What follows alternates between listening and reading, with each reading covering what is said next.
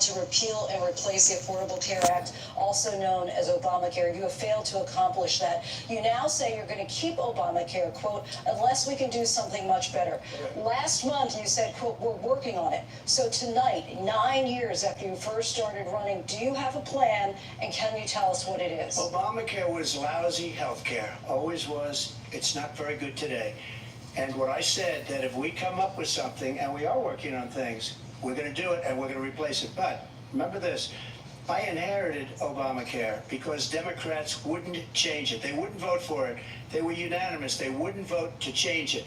If they would have done that, we would have had a much better plan than Obamacare. But the Democrats came up, they wouldn't vote for it. I had a choice to make when I was president. Do I save it and make it as good as it can be, never going to be great, or do I let it rot? And I felt I had an obligation, even though politically it would have been good to just let it rot and let it go away. I decided, and I told my people, the top people, and they're very good people. I have a lot of good people in that administration. We read about the bad ones. We had some real bad ones too, and so do they. They have really bad ones. The difference is they don't get rid of them. But let me just explain. I had a choice to make. Do I save it and make it as good as it can be, or do I let it rot? And I saved it. I did the right thing. But it's still never going to be great, and it's too expensive for people.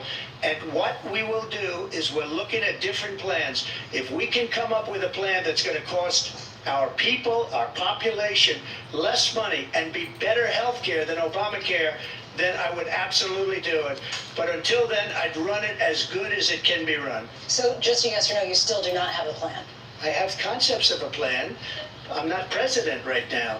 But if we come up with something, I would only change it if we come up with something that's better and less expensive. And there are concepts and options we have to do that. And you'll be hearing about it in the not too distant future. Vice President Harris, in 2017, you supported Bernie Sanders' proposal to do away with private insurance and create a government-run healthcare system.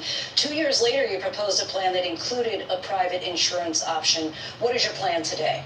Well, first of all, I absolutely support, and over the last 4 years as vice president, private health care options. But what we need to do is maintain and grow the Affordable Care Act. But I'll get to that, Lindsay. I just need to respond to a previous point that the former president has made. I've made very clear my position on fracking. And then this business about taking everyone's guns away. Tim Walz and I are both gun owners. We're not taking anybody's guns away. So stop with the continuous lying about this stuff. As it relates to the Affordable Care Act, understand, just look at the history to know where people stand. When Donald Trump was president, 60 times he tried to get rid of the Affordable Care Act. 60 times. I was a senator at the time.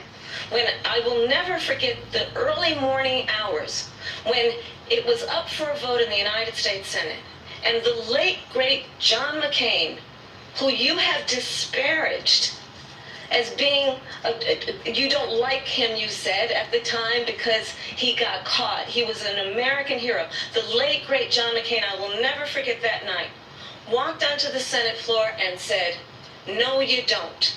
No, you don't. No, you don't get rid of the Affordable Care Act. You have no plan.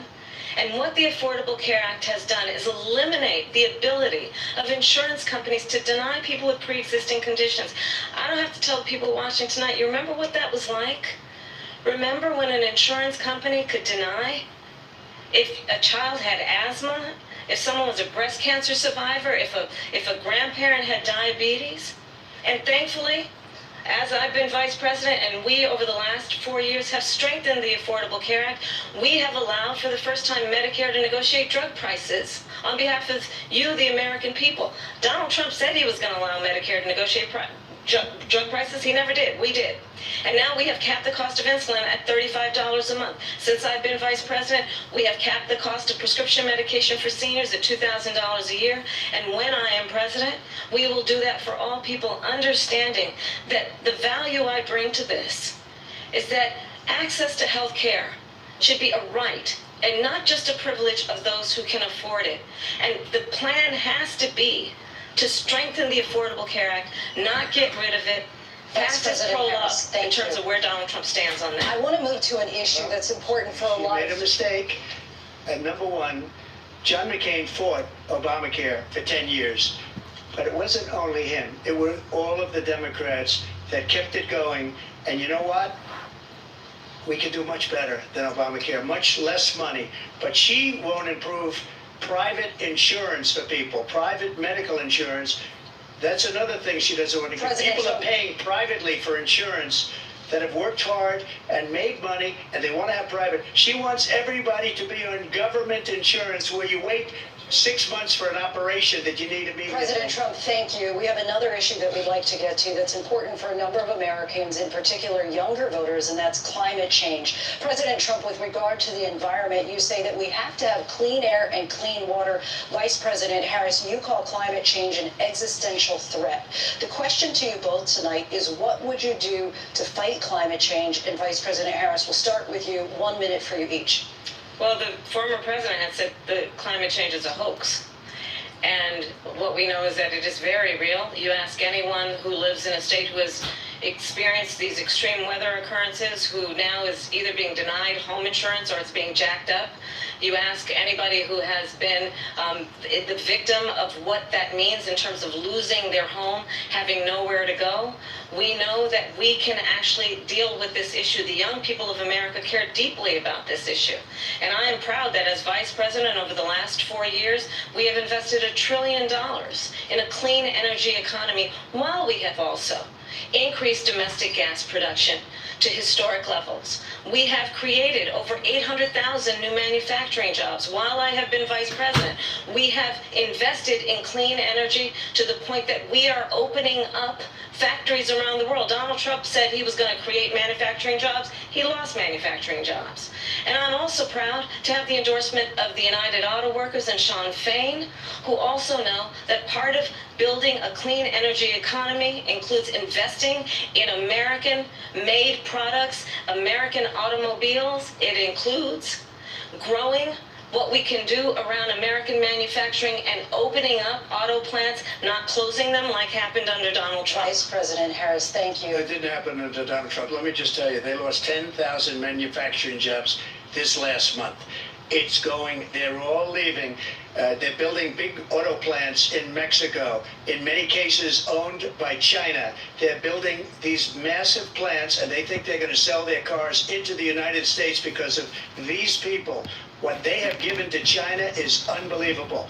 But we're not going to let that. We'll put tariffs on those cars so they can't come into our country, because they will kill the United Auto Workers and any auto worker, whether it's in Detroit or South Carolina or any other place. What they've done to business and manufacturing in this country is horrible. We have nothing because they refuse. You know, Biden doesn't go after people because supposedly China paid him millions of dollars. He's afraid to do it. Between him and his son, they get all this money from Ukraine. They get all this money from all of these different countries.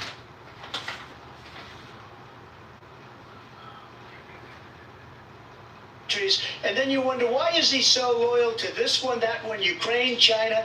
Why is he? Why did he get $3.5 million from the mayor of Moscow's wife? Why did she pay him $3.5 million? This is a crooked administration, and they're selling our country down the tubes. President Trump, thank you. Thank you. We'll be right back with closing statements from both of our candidates. An historic night, this ABC News presidential debate from Philadelphia. Back in a moment.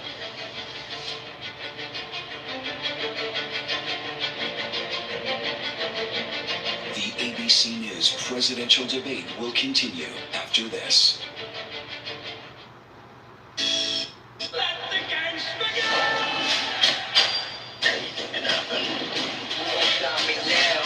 Never sent boys to do this job. They won't kill me. This whole city's about to be a crime city. I know I can't make you trust me.